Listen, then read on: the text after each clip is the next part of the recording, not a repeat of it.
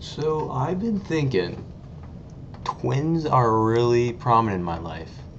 I have two of my siblings are actually twins.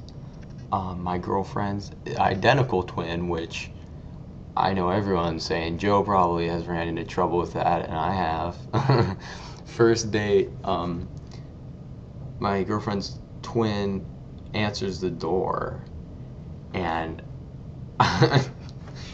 I say, "Oh, hello," and go up to hug her, and you could tell she kind of backs away from me and like kind of creeped out, and I just felt so stupid. But we all make mistakes. And then there's these two twins that I've basically known by the time I graduate high school for 18 or we'll say 16, 17 years. So basically the majority of my life, and I would say close enough to call family. Um, it's a nice, they're twins, a nice guy, been friends with him forever. I remember in preschool, we'd play like block gun fights. We'd just get in like pretend guns. We'd be getting in trouble with the teachers, and we didn't really care. But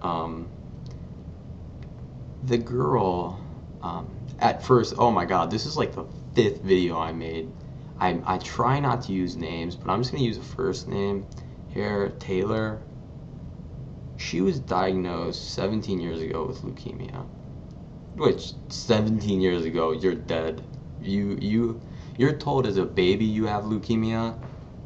Forget it. Like literally, if I traveled back in time, I'd literally just be like, "You're gonna die," and that's how it was back then.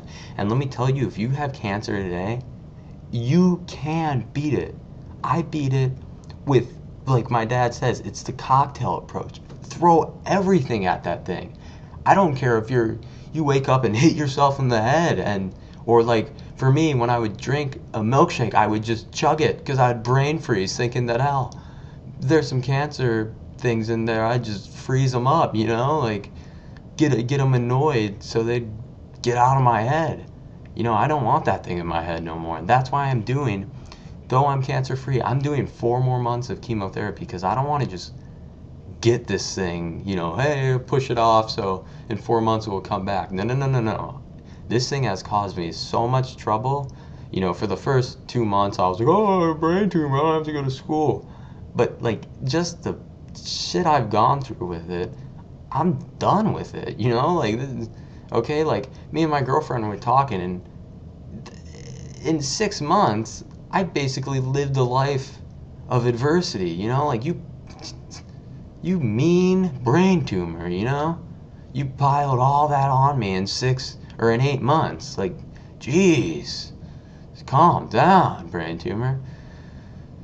Alright, anyway, so this young lady, again, I've made like 20 videos, and I'm 10 minutes into the video, and I drop her name on accident. Like, oh man. So her name's Taylor, not telling the last name. She had leukemia, and yeah, like, she's dead. And her mom would tell me when I was first diagnosed, her mom would just cry for days, not doing anything else, not eating, not drinking, just cry until she just didn't have tears left to cry. And then she just wouldn't know what to do. Like, just basically watching her daughter be pushed to the brink of death on chemotherapy and radiation, and then brought back to life. The next day, pushed to the brink of death, brought back to life. Pushed to the brink of death. Like, basically, okay, let's just mess around with her and see what happens. Well, they messed around with her, and 17 years later, she's captain of the field hockey team, doing good in school, and healthy, nothing else happened. Living a life with her brother that, again, I don't have a brother. And truthfully, he's kind of one of those kids that I would say, I mean, I have a lot of brothers brother from another mother, you know what I'm saying? But he's definitely one of the closest. And Taylor, is nice enough. This is an emotional gift she gave me. This is her teddy bear that she basically, you're told you're gonna die. Here, take this. Okay, thanks, I guess. But when she gave this to me, it was like, Joe, if you don't beat this cancer, you are gonna be so, I will be so disappointed in you. She gives me probably the most valuable thing in her life. Okay? And Taylor, I'm gonna be honest with you right now. You can have it back. I'm 8 months clean. I don't want to be ignorant, but I don't need it anymore. Love you for giving it to me. And maybe it was maybe this is the magic trick. You get this and you're clearing through cancer just like that. But thanks again for it. Again, like I say, love you for it. But it's time to give this back to you because you deserve it more than I do. All right, just had to say that.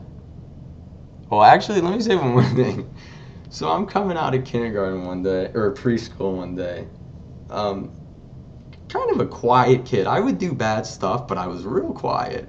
To the point where I had to get held back in preschool. Like, come on. Like, and actually, the two twins, my really close friends, got held back too. So we were just too young, we were too quiet.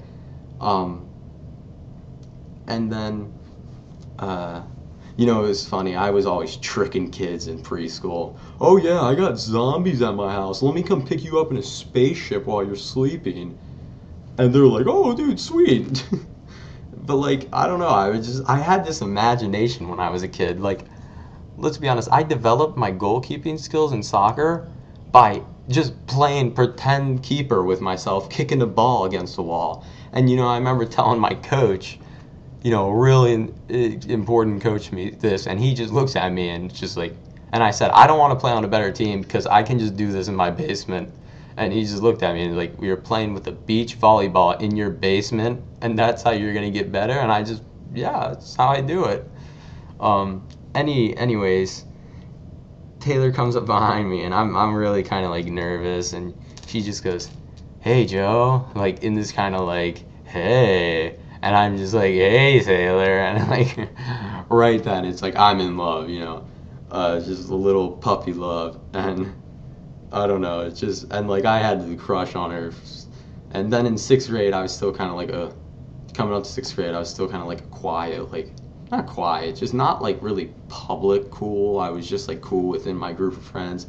And her and her one friend just kind of like just brought me in the cool group, the A group now, so kind of give it to her for like developing me to who I am today. So like, again, and developing me to who I am today and saving my life. So thank you, Taylor.